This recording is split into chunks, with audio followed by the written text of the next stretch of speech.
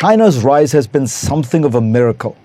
It is quite simply the most successful case of economic development in human history. The country's GDP has grown around 10% a year for 40 years, moving more than 850 million people out of poverty. 20 years ago, China's GDP hovered around only $150 billion annually. Nearly 20 years later, in 1997, it broke through the $1 trillion ceiling, and by last year, GDP had grown to over $12 trillion. It has been 10 years since China rolled out that ambitious infrastructure and investment project, stretching across the globe. It paved the way for the expansion of Beijing's worldwide reach. The Chinese Communist Party is conducting the largest military modernization effort in the country's history, a move the Pentagon believes is not only in preparation for taking Taiwan, but also for overtaking the United States as the world's leading superpower. China is still the biggest threat to the United States. That's according to the Pentagon's new National Defense Strategy out today. And Chinese President Xi Jinping says China stands against unilateral sanctions and economic coercion. China is one of the ancient civilizations in the world. Throughout the history, China has always been the first or second richest place in the world, with close competition from India. China is known to be the founders of paper, printing technology, gunpowder, and compass. Chinese people are always proud of their historical achievements in the field of technology, art and culture, economic might, and military might. However, they consider the 19th century BC as a black mark to their historical pride. Chinese historians call this 19th century, especially between 1839 to 1939, as the century of humiliation, or the 100 years of national humiliation. During this period, China was exploited and humiliated by the European powers and the imperialistic Japan. During this period, China fought two major wars with the UK, called as Opium Wars. China was defeated in both of the Opium Wars, as a result of which China paid heavy fine to UK, France, Russia, and USA. Apart from this, it also partitioned and gave certain sections of its regions to the European powers. For example, Hong Kong was taken control by the Britain, Taiwan and Manchuria was taken control by the Japan. UK in the 19th century began the opium trade in China, which is it started bringing opium from India and started selling it to the Chinese people. This greatly affected the Chinese society, as millions of people in China got addicted to the opium, which affected the country's growth. UK and France destroyed the native Chinese industry through its unfair trade practices. All of these factors led to large-scale impoverishment of China. In 1940, China's poverty was more than 70%. Chinese people even now consider this 100 years of the European control as a humiliation to their historical pride. Communist Party of China, led by Xi Jinping, wants to get rid of this black mark in the history, and they want to achieve it by regaining China's ancient glory and re-establishing China as a global superpower.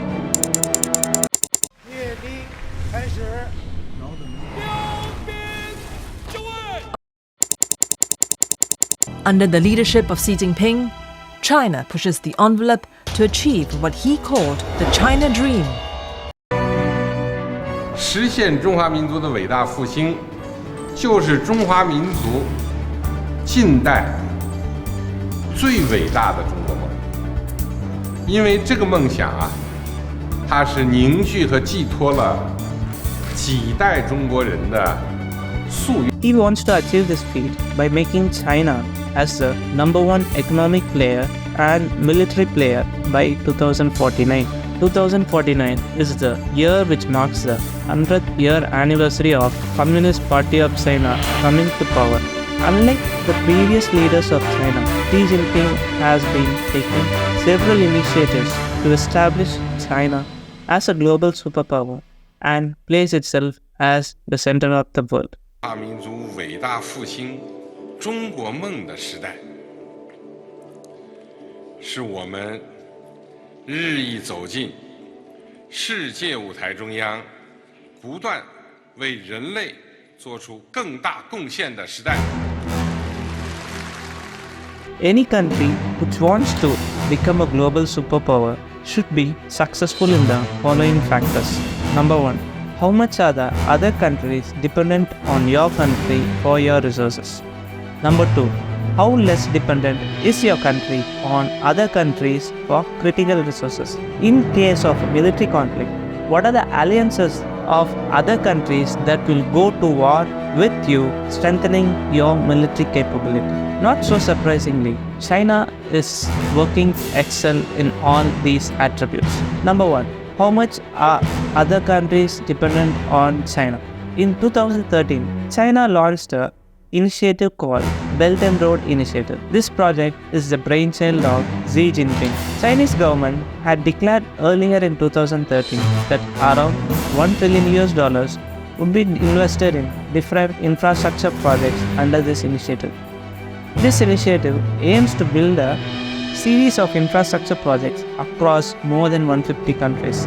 It includes roads, railways, harbors, airports, power plants, and other infrastructures. Aim of the initiative is to enhance China's connectivity across the 3 continents of Africa, Asia, and Europe. The Belt and Road Initiative comprises of 2 components: the Silk Road Economic Belt and the Maritime Silk Road. Under these projects, billions of dollars are provided as loans to these countries for the construction of different infrastructure projects. However, since 2017, this Belt and Road Initiative has been subjected to large number of criticisms. One of the major criticisms of the BRI is that China is using BRI for debt trap diplomacy. According to geopolitical analysts, debt trap diplomacy means lending money to developing countries that are beyond the capacity to repay. So, when these smaller countries fail to repay the loans borrowed from the external sources, these external sources will start taking control of the resources of these smaller countries. So, critics argue that China lends huge amount of money which these smaller countries cannot pay back. So when they fail to pay back, China takes control of these assets, making the smaller countries largely dependent on China. And it is also feared that China will use these assets like airports and harbors built under these programs would be used as a future military and naval bases. One example of China taking over assets of other countries is the Hambantota port in Sri Lanka, which is situated in the southern part of Sri Lanka. So, Sri Lanka had borrowed a loan of $7 billion from China, and China helped Sri Lanka in construction of this port.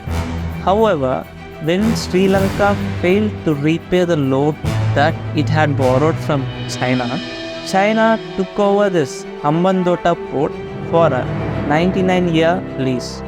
There are also concerns among the Indian government that China would convert this Hambantota port into a naval base, which could be a threat to its national sovereignty. Some other countries that have handed over its resources to China because of its failure to repay the loan are Turkmenistan, which handed over some of its resource-rich mountainous region to China. China also uses its manufacturing capacity to influence other countries because almost 30% of the global manufacturing output comes from China. China is the world's biggest exporter with more than $3.71 trillion and it is also the world's second largest importer, importing more than $2.7 trillion worth of goods. In total, China's trade with the world accounts for more than $6 trillion.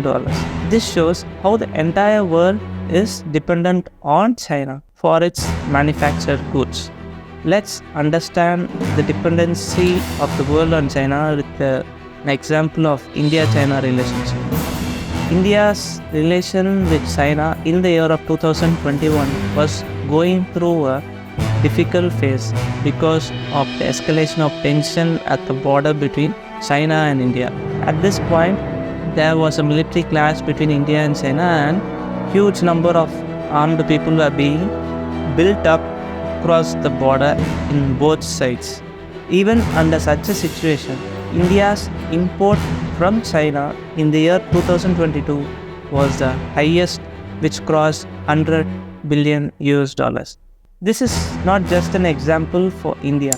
Even countries like United States, Europe, Australia, even though these countries have issues with China, they are not able to cut short their dependency on China because of its manufacturing capacity. Boycott of Chinese goods would send consumer prices soaring around the world. It would disrupt the global supply chains and create political instability. China is also known to influence other nations through its interference in domestic politics.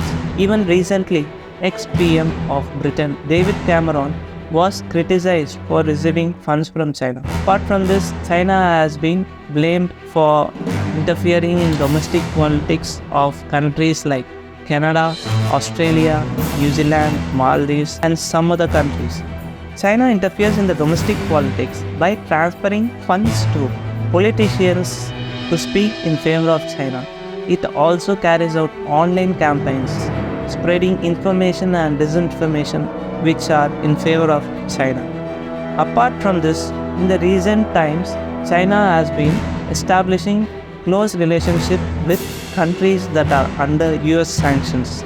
For example, Russia, Iran and North Korea are the three countries that has been sanctioned by US. However, China has been establishing close relations, both economic and military relations, with all these three countries. According to the US law, which is called as CATSA, any country which engages in trade with these countries will also be subjected to sanctions under the US law. The growth of the relationship between China and these countries can be understood from two examples. Number one is after the Russian invasion of Ukraine. At the joint China-Russian meeting, both the countries declared friendship between the two states has no limits. There are no forbidden areas of cooperation. Iran, which in the last decade was under sanction of United States, has signed a deal with China where China promises to invest $400 billion in Iran over 25 years in exchange for a steady supply of oil to fuel its growing economy. This agreement was signed in March 2021. Coming to the second point, how less dependent is China on other countries for critical resources?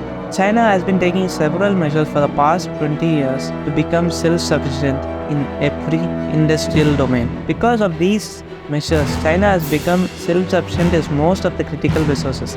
In fact, it is a leader in most of the next generation technologies. First is technological self-sufficiency. According to an Australian think tank called as Australian Strategic Policy Institute, China leads other countries in 37 of 44 future technologies. China is already ahead of US in the technologies of artificial intelligence, 5G technology, hypersonic missiles, solar technologies, electric vehicles, and robotics.